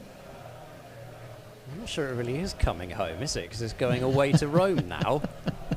And then it's coming home. Assuming they win the match. Hopefully. Tom Smith into his 3rd over, and I suppose for Gloucestershire they're just trying to get it into a place where Conway has to take some risks. Feels the pressure building on him. Going to go for the reverse sweep, and Smith was going for the appeal and then realised it was not there for the appeal, and sort of did an appeal as if the umpire was standing in front of him when he was standing behind him.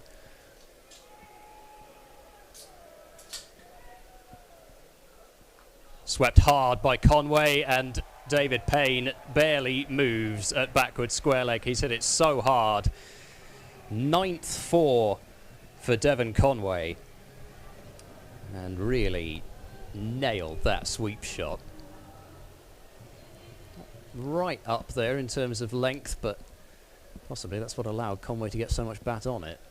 Going to sweep this one fine. There could be a run out at the non-strikers end. No, Conway is well home, goes charging off towards extra cover as the umpire had to just evade him, and that is the half century for Devin Conway. Just chalk me up for another half century, please. Early life, but since then he's been a master at work. 50 off 40 balls, 9 fours. Driven in the air by Goldsworthy, but right into the gap at cover, so no harm done there from the Somerset perspective, and another single out to Glenn Phillips on the boundary rope. So that's now 3 50s in 4 innings for Somerset for Devin Conway. The wide delivery, Bracey whips the bail off, but Conway not going anywhere and lunges off towards the wide line as if to suggest maybe it might have been fairly wide, but 6 off the over, important last ball here. And Smith just bowling it into the pads of Conway, really, giving him a single anywhere on the leg side he wants. He elects to find the Gloucestershire captain at short fine leg. And so 7 runs off the over. The equation 66 required from the final 8 overs. It should still be simple for Somerset. The replay of the leg before shout. I think that one was the one that was heading well down the leg side rather than the one that went off towards the boundary, but Tom Smith has certainly had his chances and he's bowled well. 3 overs, 1 for 16. Can Howell back him up here? Another sweep from Conway. How many sweeps have we seen from him tonight? He's timed most of them. And the one he did miss that looked very, very close, he got away with on 35. He's now 52. Dropped on 8 and leading this chase as Somerset needed him to do at the top of the order. with those players missing here tonight. He's certainly got no scars from losing 5 T20s in a row here at Bristol.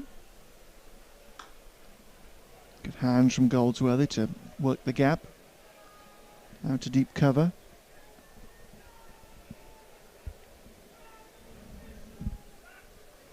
Had some great technological innovations in our county cricket coverage recently. Sadly, smell-o-vision isn't one of them yet. If we had it, you'd be getting a tremendous whiff of someone's barbecue up here in the flats. Sun continues to shine. A single to Conway, just frustrated jump there, you can see at the non-striker's end. He felt he perhaps missed out. 3 singles to begin the 13th. Can Gloucestershire just apply a little pressure? They have just moved the required rate back above 8 for the first time in quite a while. Almost squeezing one through. Swift work from Payne, just a single again. In the first innings of the game, Gloucestershire looked to just be getting on top on a number of occasions before Somerset snatched the initiative. Again here, Gloucestershire inching their way back. Nothing there for Conway. He's just giving off 1 or 2 frustrated signals. A little walk away to leg and a shove of the left hand.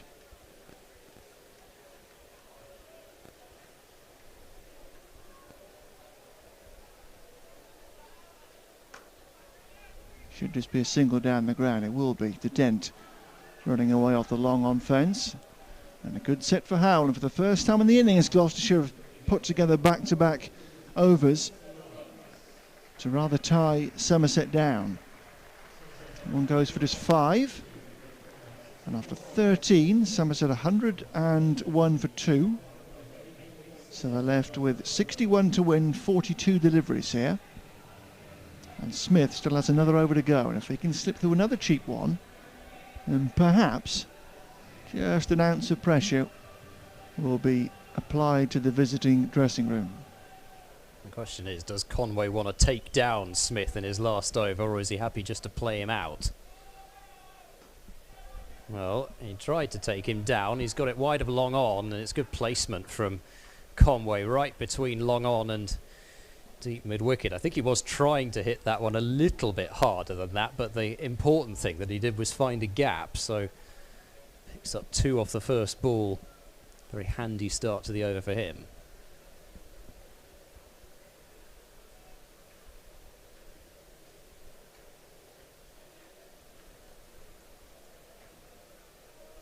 Wide and signalled as such by the umpire. Was just outside the markers, and Conway had not moved towards the ball either. Pulls out the reverse, and once again he's not really got it. In fact, I don't think he's got any bat on it at all, but the pad well outside the line of off stump once again. So he's making sure he's taking LBW pretty much out of the equation when he plays that reverse sweep. Comes down the pitch, lofts this one away wide of mid-wicket, will bounce once and over the ropes. It's a long hit out there. That would have been 6 on plenty of grounds. So Conway is not content just to let this last over of Smith go through quietly. Excellent use of the feet and amazing wrist work. The flourish on that with the finish above his head. Beautiful stuff from Conway. Now sweeps. Smith thought he was nearly through, and Conway picks out the fielder.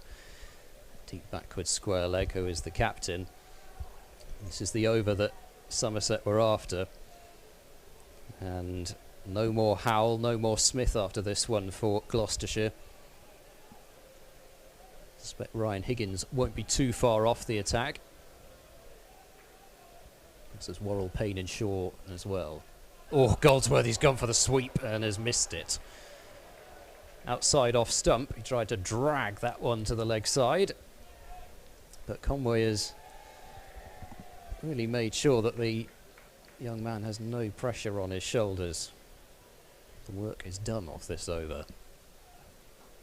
Fired in. Smith happy just to allow Goldsworthy to be on strike for the next over. Still tremendous figures from Tom Smith once again at Bristol. 4 overs, 1 for 25. But he's done as is Howell. 110 for 2 the score. And things still looking in the favour of Somerset. 52 runs required off 36 balls. Yep, still in control, but the chase not killed off yet, and still a bit of work to do to get to that stage. So the game's still alive, but Gloucestershire do need wickets to get back into it, and they do, you feel, need Conway gone to have any chance. Jamal Mills is batting again for Sussex. We saw Probably Jamal Mills with his career best. Probably doesn't bode well for the Sharks down there. No, he was he was very happy with his innings. Let's just say that. I listened into his interview with Adrian Harms the other day. Delighted with the way that he batted. He bowled very well too, for that matter. But he's got another opportunity with a bat with 5 overs, and Sussex are going to take an absolute hammering on net run rate as well. They need 80 off 4.5 overs, 8 wickets down. Jack Taylor has turned to Dan Worrell here for Gloucestershire. In need of wickets. It'll be a single to open up the 15th over, with 52 more needed to win. Brings up Nelson.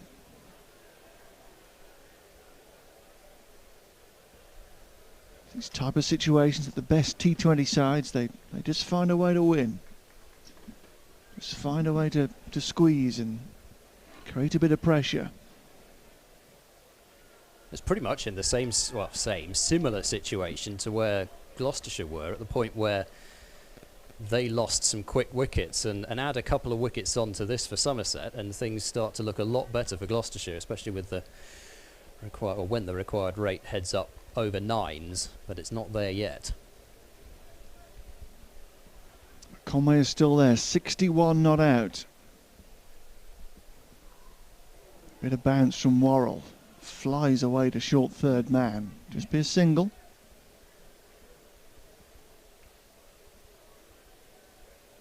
Somerset are just still in the position where they can just work things around. Probably got maybe 2 more overs in which they can afford to do that, really. And you think it would maybe be Goldsworthy to perhaps have a dip, if they feel a dip is needed. Not yet. There's going to be a single more to deep mid-wicket. 3 singles so far in the 15th. Neville Road remains a little subdued. It's sort of that type of game, really. Could be bubbling up into a exciting finish, perhaps.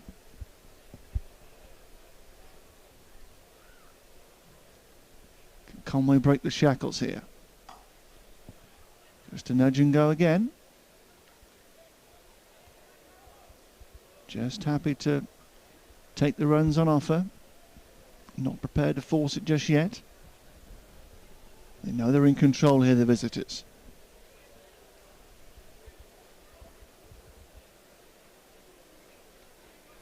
How deep can Gloucestershire take this? 3 out on the leg side here for Goldsworthy. Do they just sense that he fancies a hit at that temporary stand, perhaps? Well, he was trying to do something. Was there any touch on that down the leg side? No. Well, wide's given. And Worrell can't believe it. It looked as if he was shuffling away to leg there, Goldsworthy, and he had a waft at a short delivery. Worrell was clearly trying to follow him. And Worrell having a word here with the umpire. In fact, Jack Taylor also coming up to just ask the umpire for clarification there, because it did look as if Goldsworthy was backing away. Had a swathed a short ball where Worrell was entitled to follow him, backing away. But wide signalled. Another short ball. This time successfully pulled, just be 1.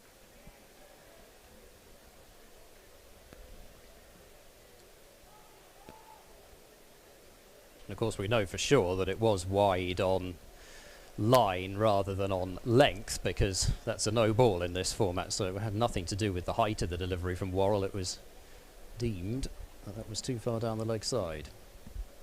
Bit of tidy over though so far.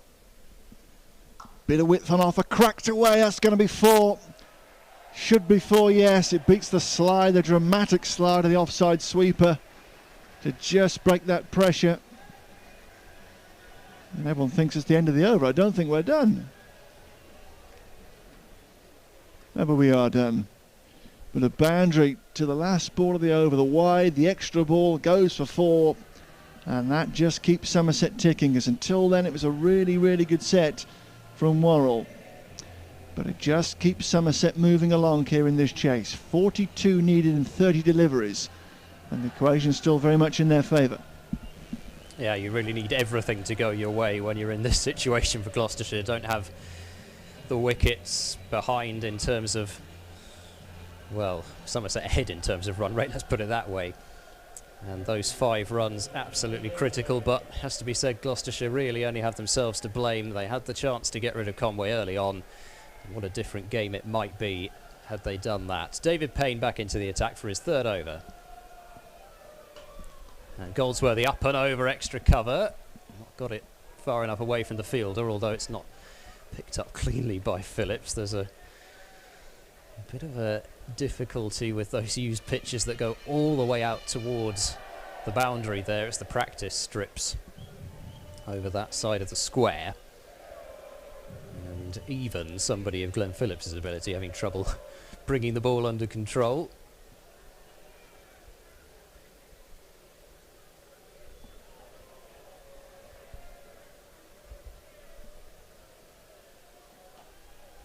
Worked leg side, Conway just calmly going through the paces. The crowd really are trying their best to find something to get their teeth into here, but in terms of how Conway's gone about this innings as well, it has just been calm, beautiful stroke play, and nothing at all in terms of real force used by Conway. Chipped into the leg side by Goldsworthy. They may well get 2 here, and they will, with long on throwing off balance, and stumps are whipped off, so the crowd go up, but no chance. Conway, one of the things, possibly about the only thing he doesn't do so well, is he doesn't look the quickest runner between the sticks, but quick enough to turn that one into a second. It's a little bit groggy out there, actually. 4 runs off 3 balls this over, bang on. Pretty much what Somerset need. Goldsworthy plays this one uppishly, backward a square, and Phillips to it quickly. Still no boundary off the over, but healthy enough, isn't it? It is healthy enough. That's what they've done so get the far. odd 2. Yeah, in the last sort of 5-6 overs, particularly to Howell, just managed to nudge the board along healthily enough after that productive power play. Oh, down the leg side, and gosh, he's got away with that one. Could be a run out, and it's a miss at the striker's end by Tom Smith. A fair old throw from the 30-yard circle. 3 stumps to aim at. May well have had Goldsworthy had that hit. Yeah, Payne got away with 1. Yard either side of the fielder, it was 4, but then it was suddenly a chance, and I think Goldsworthy was struggling with the direct hit. It depends which way you look at it. Yeah. Really. It's the lucky or unlucky. Last ball of the over. High in the air down the ground. Long off might be in play. Jumps and can't get it. It's gone for 6. And Goldsworthy with a key blow there. The small margins at play. Yes, it would have been 6 very comfortably at the other end, but he just got enough bat on it. It was a slot delivery from David Payne. It has to be said, it was there to be hit. Just got enough on it, not even enough to get it onto the tractor behind the leap of the fielder. But 30 off 4 overs, If that gets caught, 36 off 4 overs with 3 wickets down. That looks like that might be the blow that, if not quite sees Somerset home for sure, means be a much more comfortable last 4 overs for them. Yeah, that was a big couple of yards, wasn't it? If that lands in the hands of long off, dot ball, new man in. Different scenario, but Goldsworthy took his chance. And 30 from 24 balls is a cakewalk, really, particularly with this many wickets in hand. What can Worrell do to try and change the scenario? It'll fiddle at one outside the off stump from Conway. That's 69 not out here. Poor old James Bracey there. It's been a miserable month or so, hasn't it, really, with his travails with England. Spotlight on his keeping in particular that came in for so much criticism. Hoping to settle back to county life and pick up his form of the early part of the season. A difficult night for him tonight, just 3 with the bat earlier on, and a crucial drop. As Conway mowers one out towards deep mid-wicket, and it really was a heave-ho leg side, well short of deep mid-wicket, and on he goes.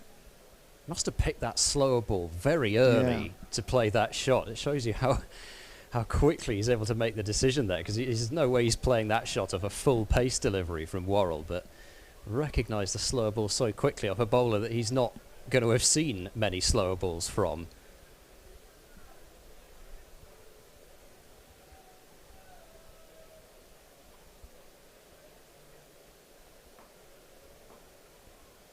Mid-off and mid-on up here for Worrell. That'll be wide. Just slipped down the leg side again. It's not taken cleanly by Bracey going to his left. Some eye-catching pieces of work when he was stood up with the stumps, particularly last season. There was one televised match, I think at Edgbaston, where he pulled off a really sharp piece of work and looking really crisp with the gloves, but his work standing back, not quite as sharp. Oh, Worrell once again with his hands to his head, cursing. It's like he can't believe it. Totally done Goldsworthy with a lovely slower ball. He's carved it away off an inside edge past his stumps. Just keep the runs ticking over for Somerset. This partnership bringing them home for the moment.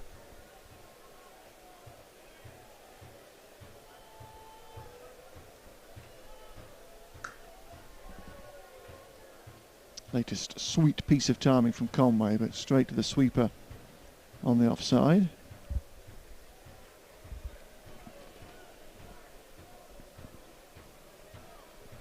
Not quite been the raucous atmosphere that you often get at Somerset Gloucestershire matches, but they're sort of trying their best with what they've got. Yeah, they haven't been served up tremendous amount of excitement, it must be said, in the cricket we've had. It's just never taken off so far here. Oh, what's this come off? Bracey, he can't get there. Yeah, runs given. Interesting, because I thought that hit him on the helmet, and they're going to have a check as well, so unless it... Runs definitely been given him by the umpire. The umpire must be saying it's caught a bit of glove and then onto the helmet, I think. Yeah, definitely a clear blow, because physio being asked for here. Just checked Goldsworthy over. But I think it was just another little half moment that we've had in this innings so far for Gloucestershire. It hasn't quite fallen for them, they just haven't quite been good enough to take. Yeah, it is a little bit of the story of this innings so far, but yeah, you just wonder. Sometimes you make your own luck and you don't always get second opportunities. In T20, they got a second opportunity the other evening when Salt was dropped early on and they kicked on from there, but tonight Conway has given them no such thing. He's 71 that out and playing beautifully. Oh, another beautiful piece of timing, and fortunate that Howell's able to come across and pick that up at extra cover. So you shouldn't time the ball so well. Quite. So the chase again, it just flicks over. Haven't killed it so far, despite this wonderful progress. They've still just got a little bit of work to do. The progress they've made, it just suggests that maybe they could have gone a little harder and got the job done a little sooner, but they've still left here with 24 needed from 18 balls. Still a very comfortable scenario with all these wickets in hand, particularly with this partnership having been out there for so long now, this pair. Would be an absolute burgle if Gloucestershire were to win this one from here. Yeah, it would be a steal, but still, as I say, there is a game to win for Somerset. They haven't killed it yet. Higgins back into the attack. Well, I say back into the attack for the first time. Goldsworthy backing away, giving himself room, hitting it hard out to deep cover. Rather flops on top of it in the end, but Phillips so quickly up and gets that throw away. I just wonder which of the two is it that takes the risk. So has it got to the stage where they both might, or is Goldsworthy still saying to Conway? There's still no drama though, is there, with this scenario? But at the same time, you don't want it to get down to the last over and be needing a tricky 8 sort or of 9. 8 or 9. Exactly. Yeah, that's correct. the sort of number that you could end up leaving yourself, and then you just never know. Higgins will come round the wicket to the left-hander. Bell's short helped away down towards deep backward square, and they will turn it back for a second. It's Conway exhibiting that placement that has been a defining character of his innings. And Higgins seems to be operating pretty much as a pure death specialist these days. He did get an over in the early stages against Sussex, but nearly all his overs have been bowled right at the death, and Devin Conway not happy about somebody, I think, making their way down the stairs right next to the sight screen, but they're standing still now.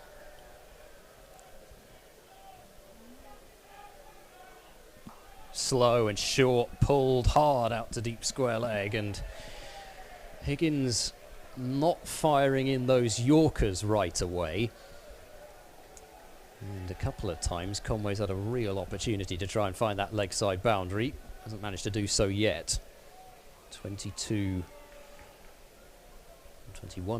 more runs required. 15 deliveries. Oh, under edge, and it's going to be a thing of beauty for Somerset. And travels for 4, so he did try the Yorker, he got it absolutely right, and he's gone for 4 for having done so. And Goldsworthy, well, yes, he is trying to get bat on ball, but he certainly isn't trying to dribble it past James Bracey for 4, as he did. Once again, the boundary comes right when it was needed for Somerset. Whipped away through square leg, should just be the 1 this time, and is, as Worrell fires that throw in, but 9 off this over, 16 off 13. Yeah, probably, depending on what happens in these last 2 balls, over to break the back of the chase. Really could do with a dot here, Higgins, to complete the over.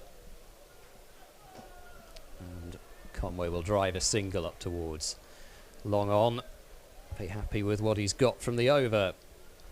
So Higgins bowled a pretty decent over. But the best ball he bowled went for 4, and the others didn't, such is the way. But Gloucestershire really... It's hard to say. I mean, would you say Gloucestershire didn't get enough runs now? Or is it just a case of that missed opportunity? I'd side with the latter, certainly. I think they would have recognised in this lineup with no Banton, no James Hildreth, that much rested on Conway. They needed to pick him up. They created a chance, didn't take it. Had a workable number at 161 for 7. Still got a workable number. There's still 15 to get here off 12 balls. Unlikely, but still, if David Payne can can set Higgins up with enough runs, there is still a chance. So what does Conway do here? He's 75 not out. Does he bury it in this over? It's what the best players do. Strange things happen in last overs of T20s. Don't want to leave yourself too many. What can Payne do here? Or can Conway finish it off? Oh, it's a great start. It's gone for 4. Just missed his Yorker by a fraction. And it's just been that night for Conway and Somerset. Has raced away past short fine leg for 4 runs. And now 11 are needed in 11 deliveries. Yeah, you're not going to get away with a full toss on leg stump at this stage.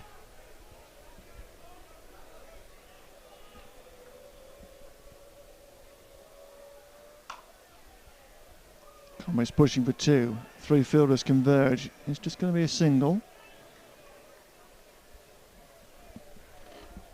10 from 10. Gloucestershire going to Southampton tomorrow night, where they've never won a T20.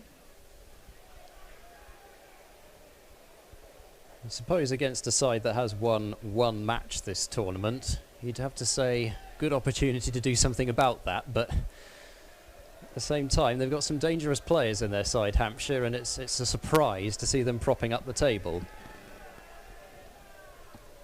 This pair of sides meet again on the last day of the competition down at Taunton. Sunday afternoon. Well, both of them will be hoping their qualification is sealed by then. It's Goldsworthy pulls. He could get back for 2 here because he's picked the gap between deep square and deep wicket. They are coming back and they do get home comfortably. So just some warmer applause by little pockets of Somerset fans in here tonight. Hasn't been wild entertainment and the T20 pyrotechnics that we've seen so far here this season at Bristol. It's certainly not as one-sided as those 3 previous matches. But Somerset, barring a disaster, are going to get up here now. They're just 8 to win.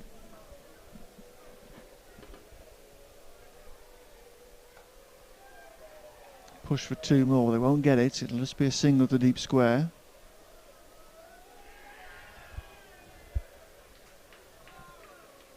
Easy to say that Gloucestershire were 10 light with the bat. May concede that they were, perhaps. Given the way the innings went, never really got any partnerships together, in stark contrast to this Somerset innings. First Smead playing so well with Conway, and now Goldsworthy, who himself here has quietly gone to 30 not out. Played well. Might also say on another day they might not even have got to 160 with a few of the bits of luck they had. Conway continues on his merry way with a single down the ground. And there's not going to be too many for Higgins to defend here in the final over. They are now 1 blow away, the visitors. Does Goldsworthy have a dip to try and finish it now? Is that the chat between the pair? They've both had a little glance out of that Kennington Avenue side of the ground. Only 6 to win. Conway will be on strike at the start of the next over, even if Goldsworthy does get out. It'd be silly to cross if the ball does go in the air. He might have a dip and try and finish it. Even a boundary 4. Almost good enough. He doesn't though, just runs 1 to 3rd man, and it will leave 5 runs to win from the final over of the match. Somerset have been in control throughout this chase, led by Devin Conway's masterful 81 not out. But they have left it until the last over, but it is only 5 runs to win. Well, I'm no mathematical genius, as was proven at the end of the last match when I announced that Gloucestershire had won by 29 runs, when in fact they'd run by 27 runs. But I think we can be fairly sure that the net run rate win, if indeed it is that, which it looks like it's going to be for Somerset, will not be enough to take them ahead of Gloucestershire in the table. However, there's still matches to be played, and having got the win here, they'll be able to take a lot of confidence going forward.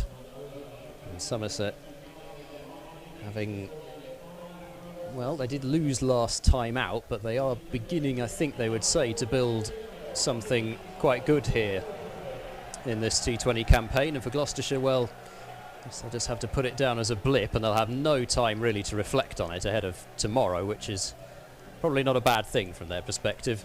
No danger really of any hangover, not literal hangover, I'm sure, ahead of tomorrow, but at the same time there's going to be no real highs to get down from tomorrow. Higgins to Goldsworthy over the top of extra cover, and that will be 4. That is a beautiful shot from Goldsworthy to bring the scores level. Wide delivery from Higgins, possibly trying the wide Yorker, which he so often gets right at the end of an innings, but just missing it ever so slightly. But lovely piece of batting from Goldsworthy, and Higgins wanted to get over and done with as soon as possible there, and Goldsworthy wants to have a chat with Devin Conway about something. Everybody comes in, scores level with 5 balls to go. There's only one way that this ends. Full toss, got it through, and that's the end of the game. Somerset have won by 8 wickets. They've won here at Bristol for the first time since 2015. They've broken Gloucestershire's stranglehold over them in T20 cricket, and they've done so in very calm, measured, comfortable style. Devin Conway put down early on, and from that point onwards, really, it's been all Somerset in this chase. They've just been able to go about things at exactly the rate they wanted to. And Devin Conway finishes 81 not out of 65 balls with 12 fours. Another instance of his tremendous ability in all forms of cricket, but the situation seemed perfect for him chasing a total like this, and that's exactly how it's proven. Indeed, a fine win for Somerset, breaking their Bristol hoodoo. And Gloucestershire will be hoping that another hoodoo goes tomorrow night down at Southampton to get their campaign back up and running again. But Somerset needed this win. A slow start of their campaign, as Ed says. Defeat for them last time out earlier in the week, but coming here to Bristol, tipping up their local rivals, moving back into the top 4 of the South Group here tonight, with Sussex losing to Middlesex, assuming Jamal Mills didn't do something silly in the final stages of that one. No, he made 11, but Middlesex won by 63. And the other thing to mention is Essex with a huge win over Glamorgan, chasing down a very meagre 105 in 12.2 overs. So Essex are very much back in the conversation. So really, Gloucestershire, it's not must win tomorrow, but they desperately would like to win, because it's a match that on paper they should do so. Yes, like you say, hoping that it's only a blip here tonight. That's what they were saying in the dressing room, I'm sure, because they just weren't quite at it with bat and ball here, were they? That 161 for 7 was an innings that never really got going. They liked to chase, they were forced to bat first, and they never really quite got to grips with a service that had a bit of nibble in it. But Somerset, with that knowledge and with the quality of Devin Conway, read conditions perfectly, managed to chase perfectly, and they're only won with 4 balls to spare, but they have won with plenty in hand, you have to say. So a victory for Somerset in the West Country Derby, and I'll be hoping it propels them to a fine end of the campaign to qualify for the quarter-finals. Devin Conway has been star of the summer. He's put his hand up in almost no time at all to be a Wisden Cricketer of the Year, hasn't he, for next year's edition, with those exploits in the Test series against England for New Zealand, and now here for Somerset. Here tonight his 3rd time past 50 in 4 innings, showing his quality once again to get Somerset up here in a chase of 162 to win with 4 balls to spare. So my thanks to Ed Seaborn. Hope you've enjoyed our coverage here tonight.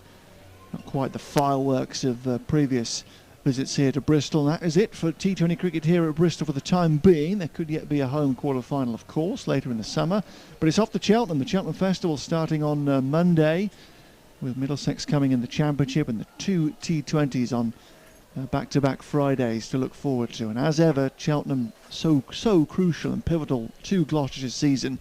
There's going to be more so than most in 2021. The 2 crucial Championship matches coming up in Gloucestershire's pursuit of Division 1 cricket come September, and of course their pursuit of the top 4, and still very much a pursuit of a home quarter-final in the Vitality Blast. But defeat for them here tonight. Somerset the winners by 8 wickets. From myself, Alex Winter, good night.